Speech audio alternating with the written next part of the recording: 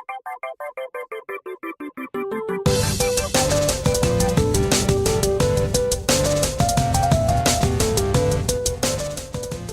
welcome to TamTalk. I'm your host, Tam. We're continuing the 30 days of video games with day 2, your favorite video game character. Why, oh why, did they make the hardest question day 2? I've been over and over this question, and I keep coming up with different answers, and in fact, I bet I could pick any one of the games off the shelf behind me and have it be a contender for my favorite character.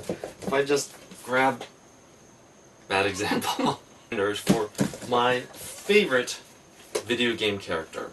Archipelago, full of good characters. And of course, keep in mind, games are made to have likable characters so that you're more invested in the world and there are people that you care about going through the events of the game. Really, all of these games have characters that I love. I really thought about pussing out on this question and just making a list of all of my favorite characters, but no. I decided I have to judge the characters based on 3 main criteria: their visual design, their impact on the story and characters, and how they develop throughout the game. So in the end, I had to decide on just one character. I just want to warn everyone now, there are going to be some spoilers for the Mass Effect games, so if you haven't played them, go play them. We'll wait. They're so good. Come back and check out the video once you know everything that's happened. Tali'Zorah from the Mass Effect series. I love this character. I'm sure everyone's fucking shocked that a BioWare character made it to the top of the list. What? BioWare wrote an interesting and engaging character that develops throughout the story? Stop the presses! But seriously, she's one of my favorite things about the Mass Effect experience. Mordin and Liara are both great characters and were serious contenders for the top spot, but it's got to be Tali. The first time you meet her, assassins are getting ready to turn her into space toast. Coast to coast. And her reaction to this wasn't to cry and freak out or curl into the fetal position and wait for someone to rescue her. It was to throw a grenade. Yeah, she throws a fucking grenade. Maybe Pete should try that next time Bowser comes to visit. It would certainly surprise the shit out of him. Then she helps you take the rest of them out. Once things have calmed down, she gives you the evidence you need to start hunting Saren, the main villain of the game, and then joins your team. In other words, without Tali, the Mass Effect series would have ended an hour and a half into the first entry. Just look at her design.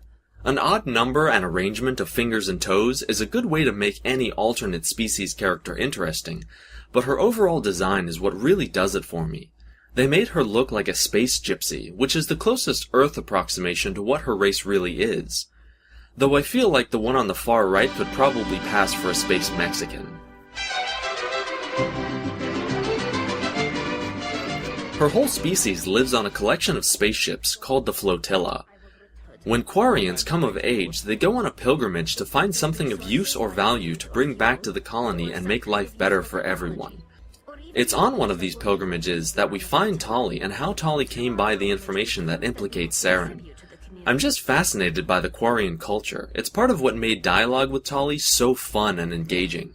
The Quarian suits are also part of the allure. Quarians have very weak immune systems that require them to wear suits that create a sterile environment. It keeps her safe, but also creates the mystery of her appearance.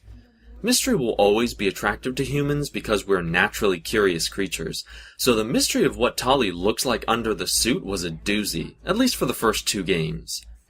Artists had some really cool and creative ideas for what she could look like, but up until the 3rd game, for all we knew, she could have looked like Nigel Thornberry under that mask. Actually, even if she did, I still would have hit that. When I found out she was a romantic option in the 2nd game, the only way I could have hit on her more is if I was playing as Zap Brannigan. I would seriously trash that ass. It would look like raccoons got in that shit. Also, the Russian accent and bodacious hips are a serious plus. As the games progress, you see her personality develop, and while doing her story missions, you get some great backstory from the interaction with her people. That kind of character development really makes you feel like you know her better. I remember the mission on the flotilla being among my favorites in the 2nd game. I kind of wanted to curb stomp a good 2/3 of the people on that ship, but it all worked out for the best. Seeing her take more responsibility for her people was interesting to watch and experience, but one of the most interesting developments with Tali is her romance with Shepard. She risks her physical health for intimacy with someone of a completely different species. Romance with characters that had nothing to lose for it wasn't quite as meaningful as the character that had to make sacrifices to be with you. In the end, Tali is an interesting, capable, sassy, sexy space babe who practically made Mass Effect a great experience for me. She's young, but she was so valuable to the story and to an away team, I can't imagine playing the Mass Effect games without her.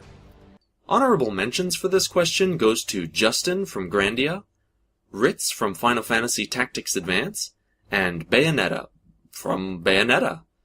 All fun, interesting, well-developed characters that really made the game they were in better for their presence.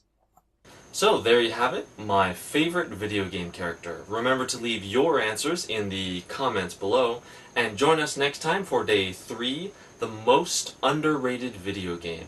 Remember to subscribe to the channel, and maybe leave me a like. See you next time!